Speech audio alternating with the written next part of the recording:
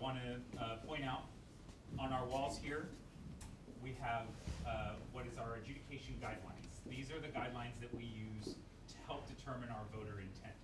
Our adjudicators use these to help them through any of the tough decisions that they might have to make. And if it's too difficult, they can call on me.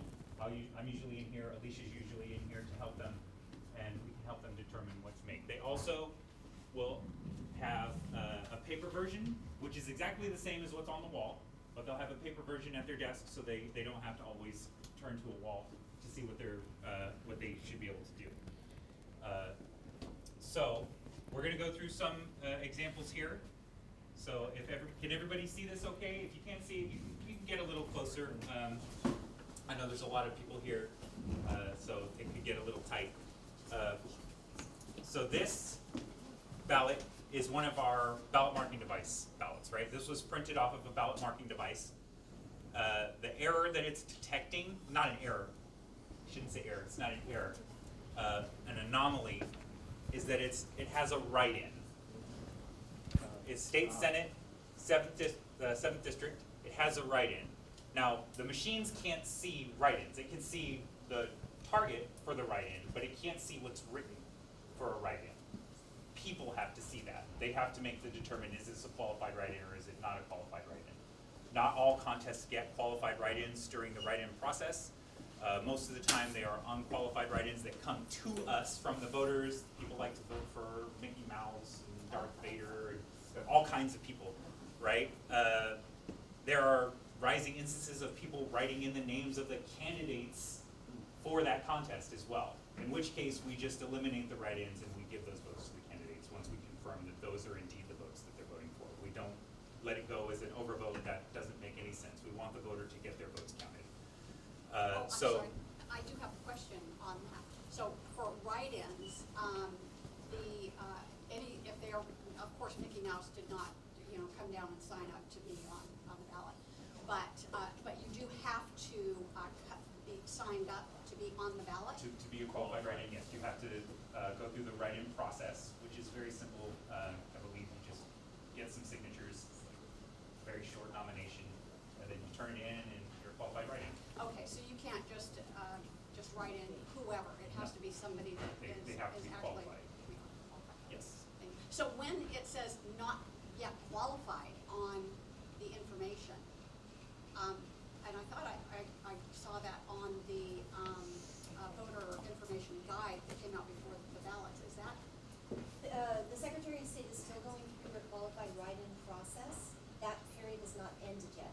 So if someone on the official website of the Secretary of State is not yet qualified, means that they're trying to be a qualified write-in, but they haven't fulfilled all the requirements yet. Oh, what is the deadline on that? I think it's 20th? February 17th or the 20th, around there. It's the mid to end of February. Not certain the exact date, but it's right before the election, so still potentially could be qualified write-ins qualifying.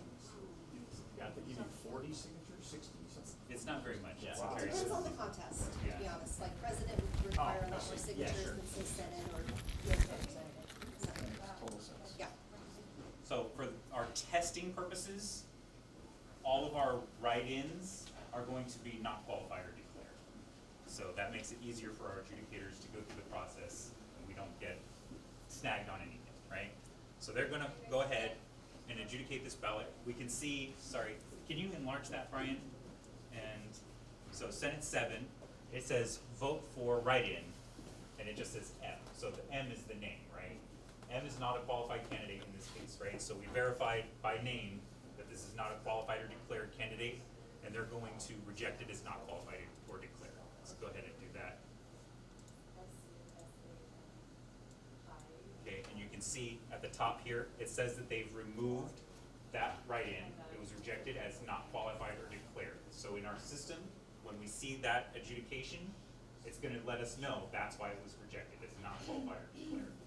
Okay, and then he's going to accept the batch, because there's nothing else wrong with this. These are real sleek ballots because the QR code has everything in it. It's not like a paper ballot where the scanner can only see some information, but not all the information. So it's real efficient to adjudicate the ballot marking device ballots. If it only shows you the errors over here, there's an if there's no other errors over here, there's nothing else wrong with it. Okay, so what's this one? Is it another write-in? Same one? Oh, he hadn't accepted it yet. Okay.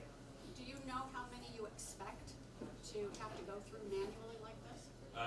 For adjudication, it should be 150 something. For our test decks, For the yes, test, yeah. absolutely. For real stuff. real, no idea. No idea. We have no idea how Could many. be one, could be every single one could have to go through adjudication. It just depends on what the voter puts on their ballot. So, and then that would extend the time that we would find out what the results are. Potentially, It could yes. potentially extend that. Not usually.